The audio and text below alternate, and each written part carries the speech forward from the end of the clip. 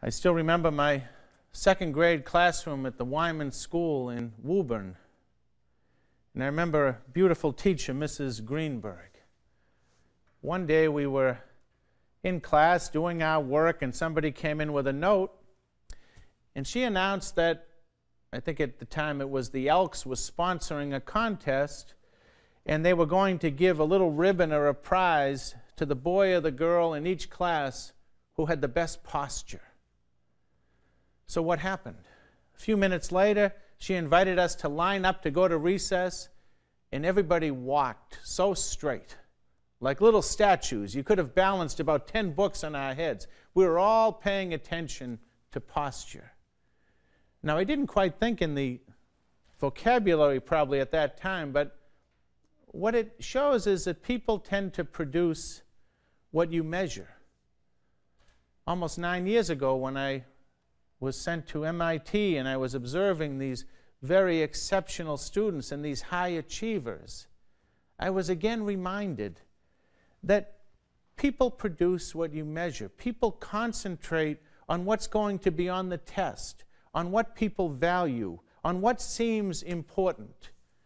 And the world is full of signals that tell us what counts and by what and how it measures. A salesperson can be a wonderful person, but they're expected to produce numbers every month. And their success is clear. You either make the number or you don't. Students with their scrambles for their SAT scores or their achievement scores. Many people each month are studying and trying to improve their credit scores. We measure by salary, by clothes, by position. We know what matters to the world, but as disciples of Christ, we're called to weigh and measure in a different way, with different priorities. There was a theology professor who was giving his students an exam. They were all prepared.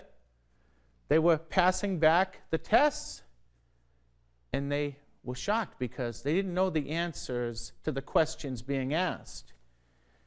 And what he was asking was, what is the name of the custodian in your residence hall? What is the name of any person who works in the cafeteria where you eat every day? Can you name any of the people who clean the classrooms and restrooms, or anyone who works in building and grounds? And the students were now in a full uproar. And they said, this has nothing to do with theology. And the professor said, quite the contrary. It has everything to do with theology. So much of what we do, and so many of our relationships, if we're honest, are based on what's in it for me. It's easy, too easy, to be unaware of and unconcerned about people who seem to us to be unimportant. One of the things that I heard someone say, and it's just so true, you can tell a lot about a person's character by how they treat people who can do nothing for them. And isn't it true, when we meet a holy person, we recognize how they treat every person. And in some ways, it seems they treat those who seem lesser with even greater respect. This week, several of the priests have been meeting and preparing for transition to other parishes and other assignments. And my friend Father Daly and I were reflecting on the witness of our parents, and in particular our fathers who have now gone to the Lord, about how unfailingly kind they were to people, and how they lived their life in such a way that they lived as Christian gentlemen, and how whatever vocation we felt called to, that we wanted to live like that, whether it's family life, priesthood, consecrated life, single life, to be people who treat others with kindness, with gentleness, with respect. Holiness is very much about how we treat the people who don't seem to count that much to the world. Because these are the people who count to Jesus.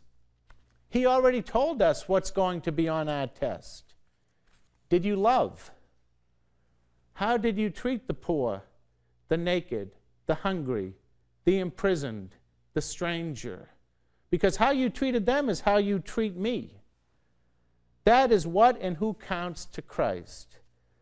Blessed will we be to the extent that that is what and who counts to us. Beautiful quote by William Wordsworth. The best portion of a good man's life, his little, nameless, unremembered acts of kindness and love. May our lives in Christ be marked by such little, nameless, unremembered acts of kindness and love, especially to God's little ones.